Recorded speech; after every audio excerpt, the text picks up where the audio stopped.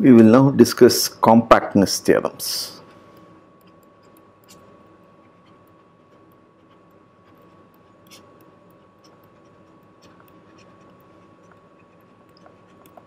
So we have been seeing several Sobolev embeddings. So we have Sobolev spaces embedded in LQ spaces or spaces of continuous or differentiable functions. We want to know if these inclusion mappings are compact. So what is a compact mapping?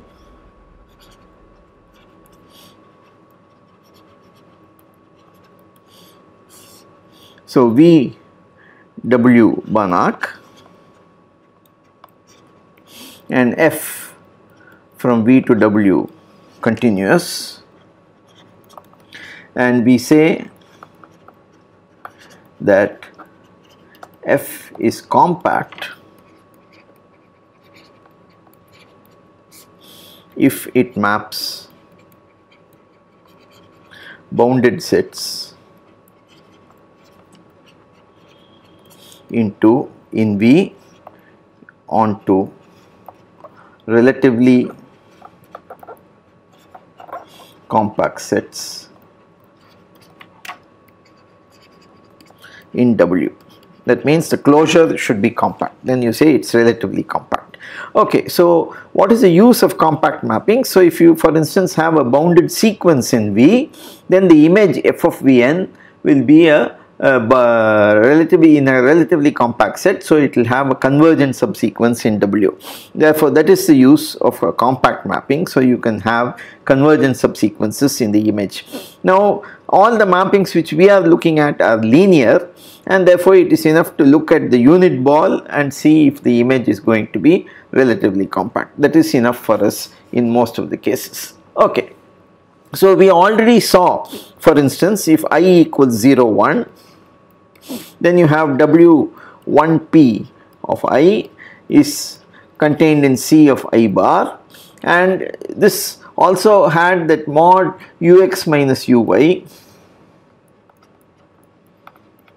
is less than or equal to C times mod U norm U 1 Pi times mod x minus y to the 1 minus 1 by P dash, and therefore if you have the unit ball, so norm U1 Pi is less than or equal to 1, and therefore for all Ux minus Uy you will have Helder continuity, and this will show that these are equicontinuous.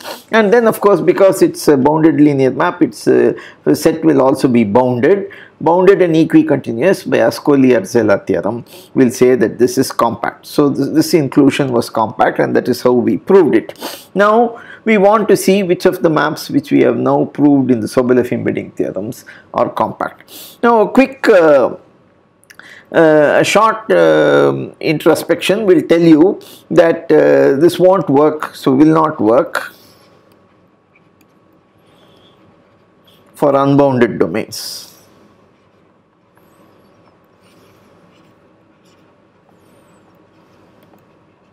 So let us take an example.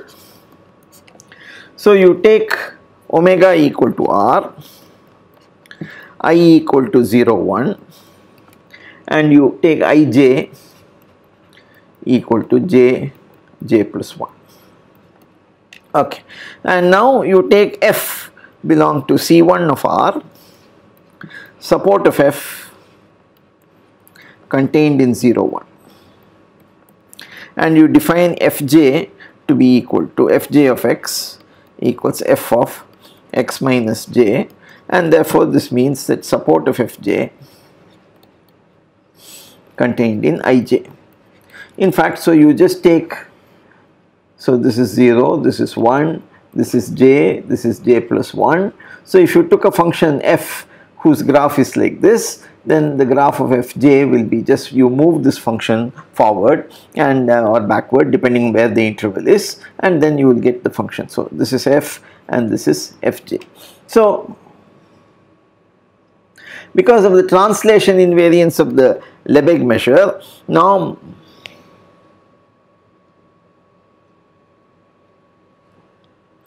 Fj is clearly bounded in LQ of R for any Q, and therefore and all the Fj's are in W1P of omega and bounded there.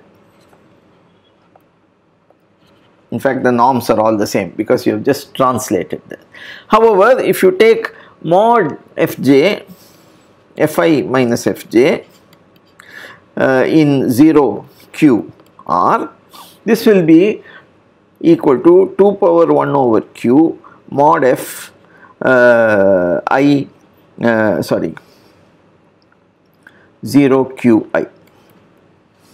Okay, because again you are just, when you subtract, you get Fi and Fj, they are having disjoint support, and therefore the integrals will just add up, and therefore no convergent subsequence, because all the functions, when I is not equal to j, they are at the same distance apart, so you cannot have a Cauchy subsequence and consequently no convergent subsequence. Therefore W1P of R in LQ of R not compact. So henceforth we will assume always that omega bounded. Okay, so this is what we are going to look. Now first of all, let us take the case P bigger than n. Okay, when P is bigger than n, then we know that if W1P of Rn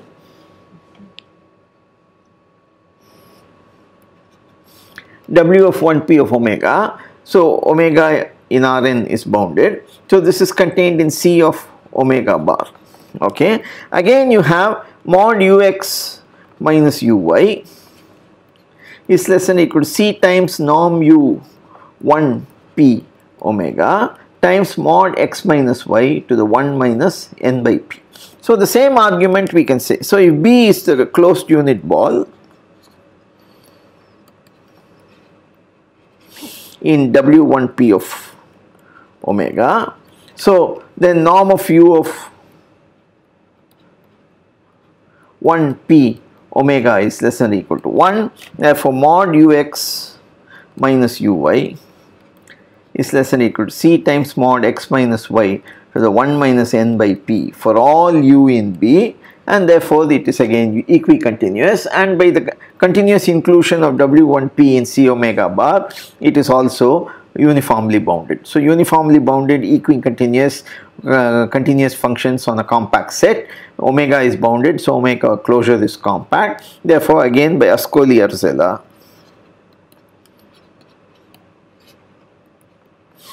implies W1P omega in C of omega bar is compact. So now when we want to study the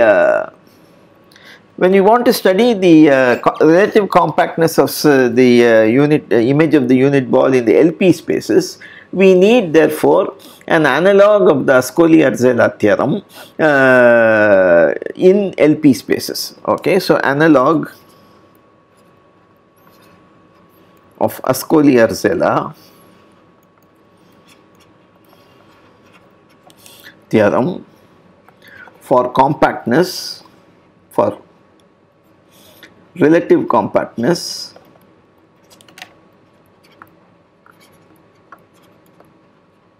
in LP spaces.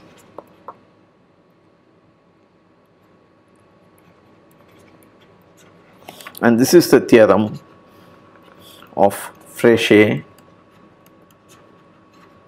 and Kolmogorov, which we will now prove. So theorem, okay, omega in Rn bounded open set, omega prime relatively compact in omega, F a bounded set in LP omega, 1 less than or equal to P less than infinity. Assume that for every epsilon greater than 0, there exists a delta greater than 0 such that 1. Delta is less than the distance of omega prime from Rn minus omega, and 2. For every h in Rn, mod h less than delta, and for every f in f, we have mod tau minus h f minus f 0 p omega prime. The LP norm in omega prime is less than epsilon. Okay, tau h is the tau minus h, f of x is f of x plus h. Okay, so this is the definition. Then f restricted to omega prime is relatively compact in LP of omega prime. So this is the theorem which we want to prove. Okay.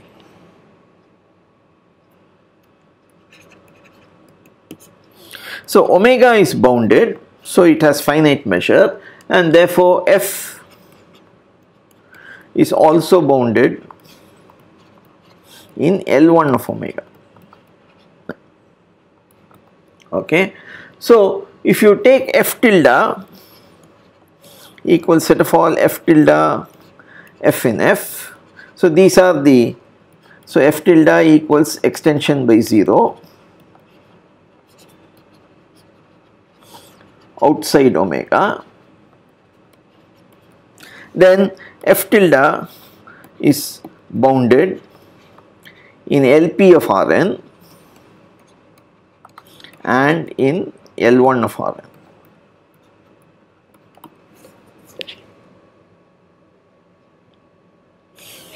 So let epsilon be greater than 0, let delta greater than 0 as in the statement of the theorem. So now we are going to, okay, so step 1.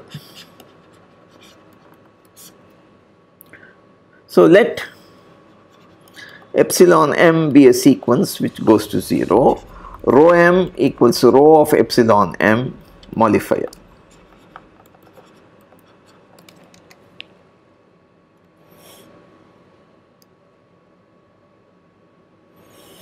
So mod of rho m, so f is in f, and therefore rho m star f tilde of x minus f tilde of x in absolute value is less than or equal to integral mod y less than or equal to epsilon m of mod f tilde x minus y minus f tilde of x mod rho m of y dy. We have used the fact that integral rho m y dy equal to 1. Okay, because this f tilde x is a constant in this integral, it would have come out, and rho integral rho m dy is 1, and now I have taken the modulus, therefore I can write this. Okay, okay, this is fine. As far if 1 is less p equals 1, I am happy with this. If p is bigger than 1, 1 less than p less than infinity, then p dash is the conjugate exponent. So 1 by p plus 1 by p dash equal to 1. So then I can write rho m as rho m power 1 by p into rho m power 1 by p dash, and then substitute here.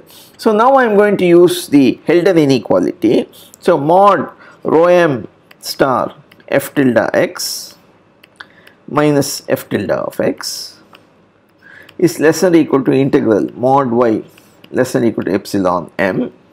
Okay, and mod f tilde x minus y minus f tilde x power p, and then rho m power 1 by p will just become rho m y dy whole power 1 by p into integral rho m power 1 by p prime power p prime, which is just rho m, that will be equal to 1, and therefore I don't have to write it. So I just leave it at this.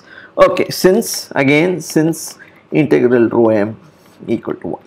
Okay, so this is held up.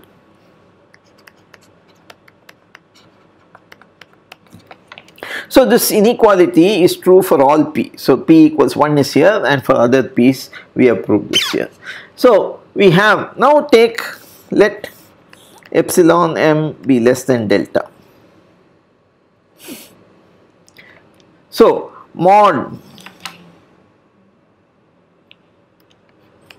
rho m star f tilde x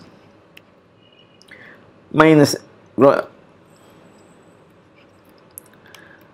f tilde of 0 p omega prime power p will be less than or equal to, so I have taken a power p and then integrated, so this power p will disappear, and therefore I have integral and then I apply Fubini also. So I am going to get mod y less than or equal to epsilon m rho m of y, and then integral on omega prime of mod f tilde x minus y minus f tilde x power p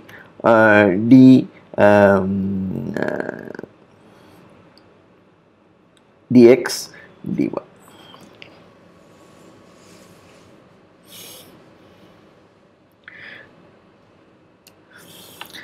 Now, since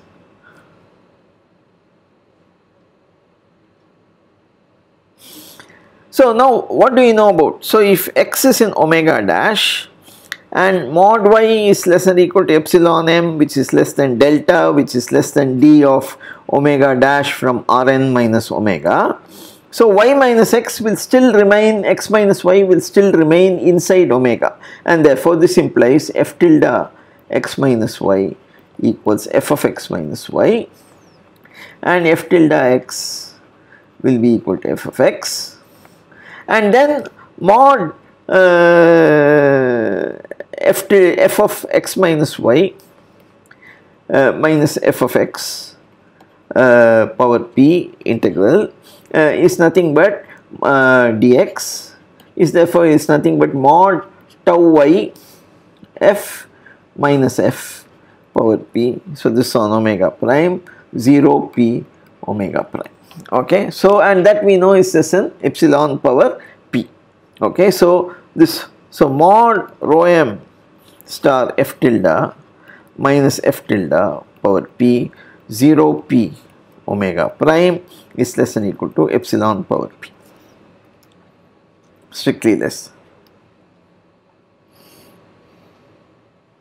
That is mod rho m star f tilde minus f of 0 p omega prime is less than epsilon. Okay, so this is what we have. Okay, now let us look at next step. Let us take h of m equals set of all rho m star f tilde restricted to omega prime where f is in f.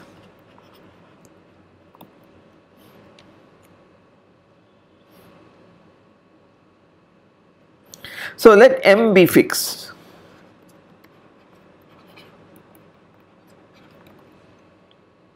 Okay, then mod rho m star f tilde 0 infinity Rn, so the L infinity now of this is less than or equal to, so we can do it whichever way we like. So I am going to take mod rho m 0 infinity Rn, that is a continuous function, C infinity function with compact support, so it is bounded, and mod f tilde 0 1 Rn.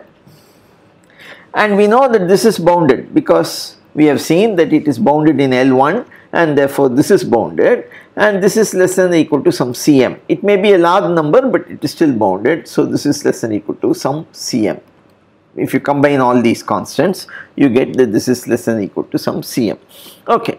Now if x1, x2 is in Rn, then you have mod rho m star f tilde at x1 minus rho m star f tilde in x2 is less than or equal to mod f tilde in L1 and then mod rho m in 1 infinity Rn, that is the L infinity norm, the derivative, into mod x1 minus x2. So this is nothing but the mean value theorem I am applying, rho m of x1 minus rho m of x2, and therefore you have we'll have rho m of x1 minus y minus rho 2 of xm minus y, and that's less than or equal to mod x1 minus x2 times the maximum of the derivatives. Again, so this is less than or equal to some, this is again bounded in L1 of Rn, and therefore this is again some Cm dash mod x1 minus x2. Again Cm and Cm dash may be very large for each m, but m is fixed and so we don't care, okay, because these functions become very steep. Okay, so this comes from the mean value theorem.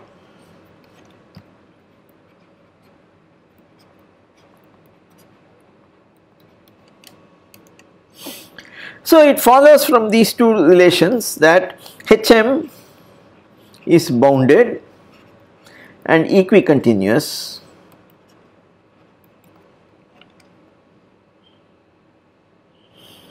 in C of omega prime closure, and therefore you have that it is relatively compact,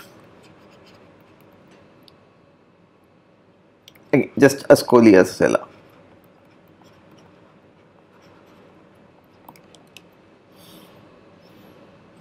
And therefore this implies relatively compact in C of omega prime bar and implies relatively compact in LP of omega prime, because if something is compact with respect to the L infinity norm, it is automatically compact with respect to the omega prime LP norm also, since omega prime is a finite measure and therefore we have no problems. Okay, so now step 3.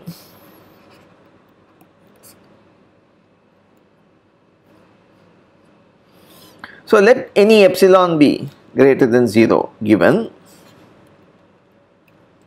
Hm is relatively compact in LP of omega prime implies Hm can be covered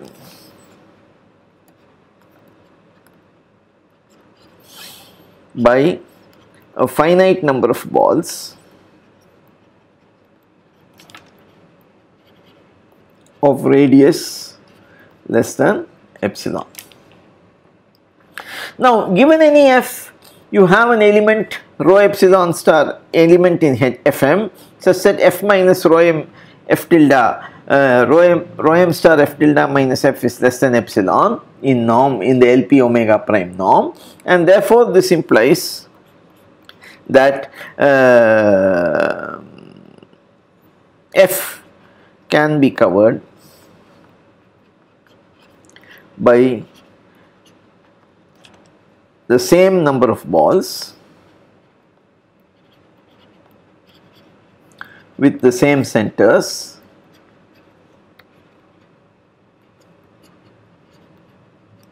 and of radius 2 epsilon in LP of omega prime, and therefore f restricted to omega prime, this also restricted to omega prime, is totally bounded, implies relatively compact in LP of omega prime. So this proves this theorem completely. Okay, but we are not interested in LP of omega prime, we want compactness condition in LP of omega. So we want to use this theorem to prove the next theorem, which will guarantee that you have relative compactness in LP of omega. So omega in Rn, bounded open set,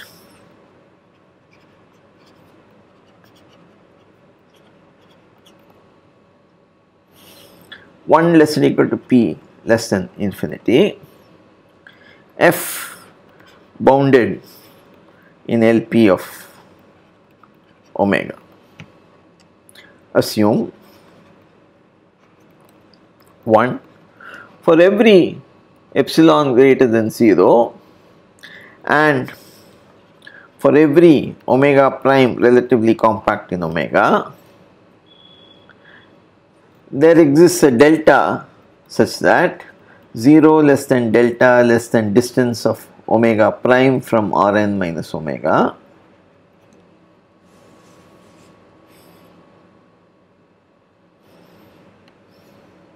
and mod tau minus h f minus f 0 p omega prime is less than epsilon for all f in f, and mod h less than delta h in Rn.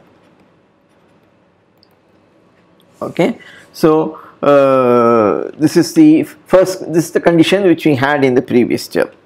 Second condition, for every epsilon greater than 0, there exists a relatively compact set omega prime such that for every f in script f, we have mod f 0 p omega minus omega prime closure is less than epsilon. Okay, then f is relatively compact in LP of omega.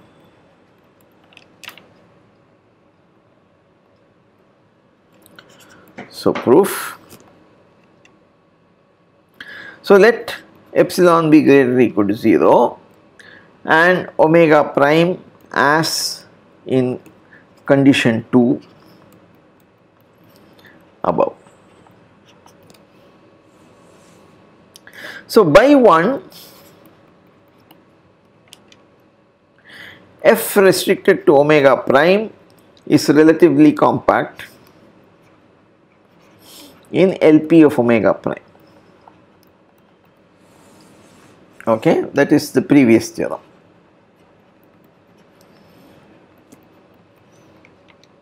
So f restricted to omega prime can be covered by union, say j equals 1 to k of b, I will say omega prime here, which means it's a ball in LP of omega prime, okay, of center gi and radius epsilon. Okay, so b omega prime is a ball in radius omega prime. Now you consider gi tilde extension by 0. Implies gi tilde belongs to LP of omega now. Now, so if you take f in f, okay, there exists a gi such that mod f minus gi 0 p omega prime is less than epsilon. This is what we have from this thing. So now if you take mod f minus gi tilde, this is 0 p omega, this is equal to mod f minus gi of 0 p omega prime plus mod f minus gi tilde in 0 p omega, or let us say power p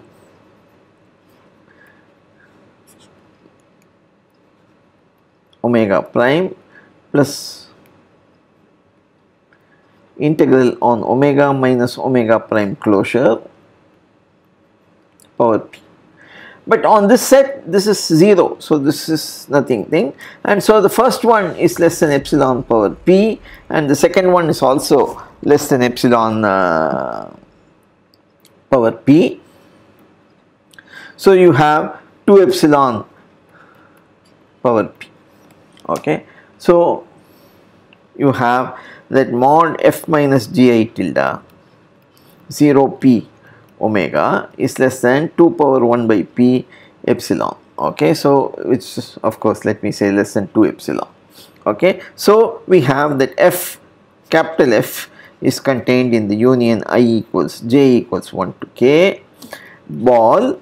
Now in omega, that means ball in LP of omega, center gi tilde and radius say 2 epsilon, and therefore again this shows that capital F is totally bounded